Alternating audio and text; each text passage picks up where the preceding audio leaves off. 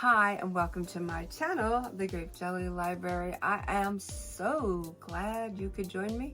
I always look forward to your visit.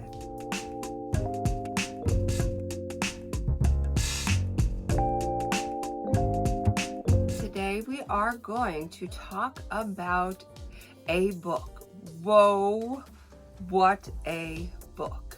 This book packs a punch if ever a book packed a punch. The book I am referring to is Inferno. I go like this, but we're gonna fix that. Inferno by Dante Alighieri, who was born in Florence, Italy in 1265. As Dante began to come of age, he set his eyes upon a woman named Beatrice. His parents, before passing away, had promised his hand in marriage to an entirely different woman. Well, Dante never quite got over his fondness of Beatrice, and so he kept her in his heart and in his thoughts throughout his life.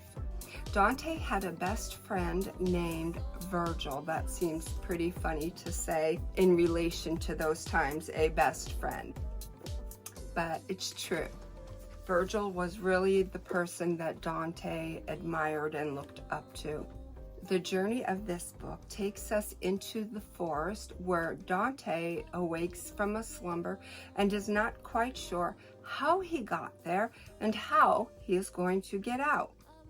He notices a very steep hill, and upon trying to ascend it, he is continuously knocked down by wild animals. He notices his friend Virgil, who approaches him and says, "Beatrice, the angel, has sent me to tell you that you must go on this quest through hell, and you cannot have your say in whether you will go through with it or not. There is no discussing it. These are the commands of God. And Beatrice came to me to confront you and tell you this is what is going to occur, like it or not." Well, Dante is petrified, terrified, and he is just shaking in his boots. I'm not going to give any spoilers, so I'm going to do my best not to delve into the book, just to touch on certain aspects of the book. And believe me, even though this book is a short read, it is only 194 pages, if this makes sense. This is the shortest book that I have ever read that contained the most information. Can you dig what I'm putting down? So we're in a boat and we're sailing down the river, and we come to a type of vortex, and upon peeking into that giant, like, tornado-y, yeah, that's a fun word, tornado-y, hole, we come to the outer layer, which is just a bunch of primal screaming. However, it is not at different decibels. It is, the voices are all united into one continuous scream. So once we get past that, we are in the layers of hell now. So now we enter into the vortex and we encounter the 9 levels of hell. And some of these levels have sub-levels, which makes the story even more complex, but nonetheless, still entirely spellbinding. We have level 1, which is nothingness or limbo. Level 2, which is lust. 3, which is gluttony. And 4, which is greed. 5 is wrath. and 6 is heresy, and 7 is violence, and 8 is fraud, and 9 is treachery. I won't say which level is assigned to which punishment, but I will give you a little peek into what types of punishment we are talking about. We are talking about 3-headed dogs who are constantly attacking you, graves that are set on fire that you are made to lie down in, with guards who are standing over you, ready to push you back into that grave should you try to escape. Rivers of blood, a man that is crucified to the floor, a person who is nothing but a head that is being kicked around.